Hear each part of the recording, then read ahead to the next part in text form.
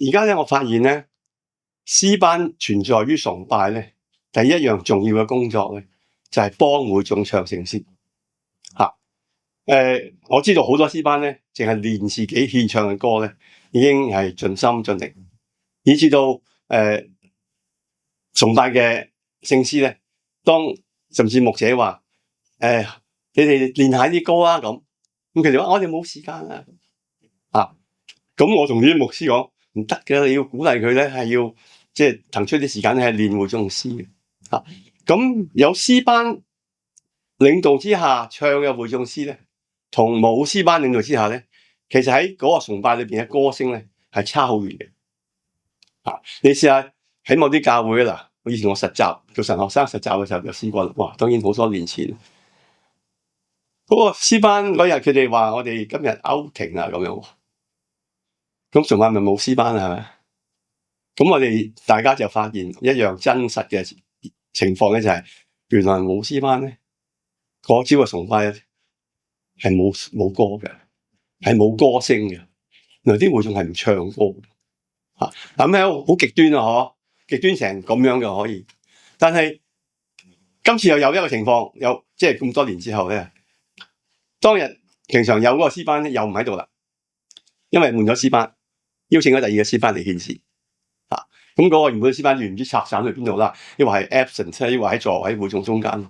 但係呢個會眾嘅歌聲咧，仍然仲有一啲，即係冇恆常詩班出席嗰啲歌聲咁洪亮，但係都有一啲歌聲。咁即係話呢個會眾咧係一個唱歌嘅會眾，但係加埋詩班咧嗰個歌聲就會靚好多啦。彼此 support。我覺得呢個詩班第一樣重要嘅工作咧，就係幫助會眾唱聖詩。呢個唔好忽略啊，好重要嘅，要鼓勵詩班員咧係肯唱當日嘅聖詩先啦。第二咧，當詩班員有詩班袍，步伐整齊合一，無論坐好企好，有啲教會跪好或者行都好，係有一個陣容嘅，好似一個隊伍咁樣。咁呢個咧對嗰個崇拜嘅秩序啊、禮儀嘅氣息啊、示範嘅作用咧係好重要。詩班好重唔重要啊？崇拜好重要，佢一行一動一言一笑一坐都係咁重要，呢個係好重要嘅功能。第三個我諗到咧就係佢獻唱。詩班咧唔一定成日獻唱嗰啲會眾熟悉嘅詩歌，以為嗰啲會眾識呢啲歌啊，我哋唱俾佢聽啦咁。叫會眾可能其實唔係咁樣諗嘅，呢啲歌我夠識咯，使乜你唱？或者點人叫我一齊唱咁樣嘅。而詩班有一個好重要嘅工作咧，就係介紹歌。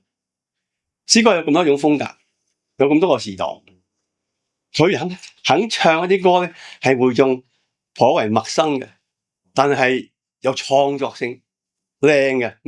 點樣叫做創作性靚？係專家去檢定啦，係咪？